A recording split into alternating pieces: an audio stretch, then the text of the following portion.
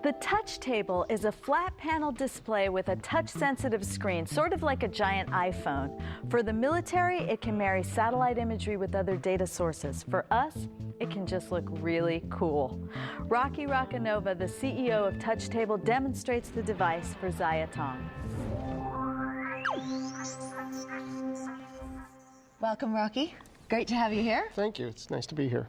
Now, how was this Touchtable developed? The Touchtable was developed as a tool for teaching children geography. A children's tool, a little bit high-tech, do you think? Yeah, very high-tech. It's interesting. It's very similar to an iPhone, and you just use your hands and you can zoom in and zoom out. It's multi-touch. Oh, wow. Pretty much a regular LCD screen, and it has light-emitting diodes along the edges and then receivers on the sides. So when you put your finger down, it breaks a beam, and the computer figures out where you are. Wow. And it's like sending a mouse command to zoom or... That's great. Can we see where we are right now? Sure. Just zoom right in on that. And loads really quickly as well.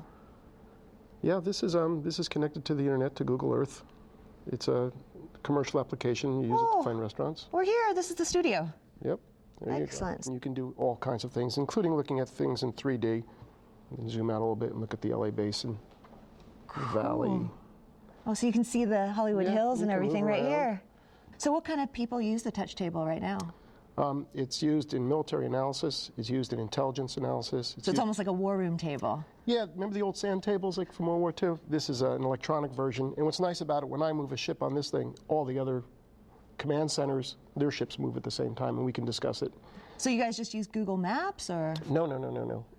This is another application that we run on the table, and it's a little more industrial strength than Google Earth. It's from a company called ESRI, and it's a real geospatial information system. So this is what the military uses? Yeah. Okay. This is, and oil and gas industry, and Federal Emergency Management Agency, you know, all of the first responders are interested in this kind of thing. So where shall we go? I'll take you to a place that's been in the news lately. This is a facility in Iran that was originally advertised as a research facility. A research facility is very different than a production facility. Okay. It's out in the middle of the desert. Just a couple of buildings. They hold a couple of small gas centrifuges for research. Okay. We know this because weapons inspectors have gone there. And sometimes things aren't as they seem. And part of having a table with experts standing around it is you discover things. So let's go back in time. I'll take you back through 2004, 2003, 2002. And this is the site under construction. Looks a little different. Looks a lot different. These are two huge facilities here that aren't even inside the perimeter fence. And they've been covered up sort of over time? Yeah, and if you look, go back in time, you can see where the dirt came in and kind of replaced the desert palette, if you will, to kind of conceal a very large part of this facility. They turned out to be very large gas centrifuge halls, which is important in the production of uranium. Wow. But you can go to the UN and say, you know what, tell your inspectors to go take a look in there. And That's if remarkable. you didn't know, you'd come in here, you'd go visit, say, hey, everything's fine. And so is the idea that you're just able to share all this data with people no matter where they are? Yes. Here's a good application, a medical application. Let's say the expert in some form of disease is in Switzerland, and I'm over here in Los Angeles somewhere, and he has a table, and I can show him the X-ray, or I can show him the MRI, and we can talk about it. We can collaborate with drawing and what does this mean. We have just all kinds of features that you would want to do in a social setting, you know, group collaboration. You'll see a lot of new applications coming out, and the whole thing here is the software. Right. The network and the software is everything. And this is a lot cooler than what they have on 24. Well, you know, the same minds, right? The same minds develop these kinds of ideas. From the entertainment industry. You go home and your kids say, Dad, can you really do that, right? And you say, well, not yet, but we're working on it, right? Yeah. Because they see things in the movies, and the movies kind of drive your imagination about what it should be or how you might want to do things, so it's kind of fun. What are these? These are airplanes. So this is like flight tracking data. This is all the flights in the United States. I can actually speed up in time and show you what happened on a particular day. And they're moving. If you go ahead and touch an airplane. Okay, so what is that? That's the flight number, and that's the destination. And that's actually a UPS plane. That's great. This is the coolest coffee table I've ever seen. It is fun. Well, you take a look at Chicago O'Hare, very busy airport. Right. And the colors mean it's descending, it's cruising, it's climbing. Now, I understand that you can also check out crime data on this table? Yeah. This is This is Washington, D.C. This is our nation's capital right here.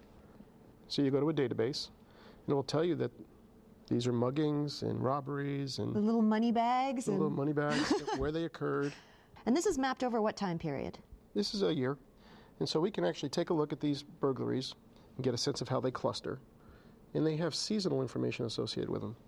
So these are the hot spots. These are the right. okay. That's December. But let me go back in time and see how the crime moves around the city. If you take a look what happens in August, September, crime kind of moves closer to where the freshmen are coming in with their laptops in their dorm rooms open. Laptops are walking out the door. So the crime actually moves closer to the universities. To the universities. Wow. And so you can get a sense of how you might deploy your officers in the most effective manner.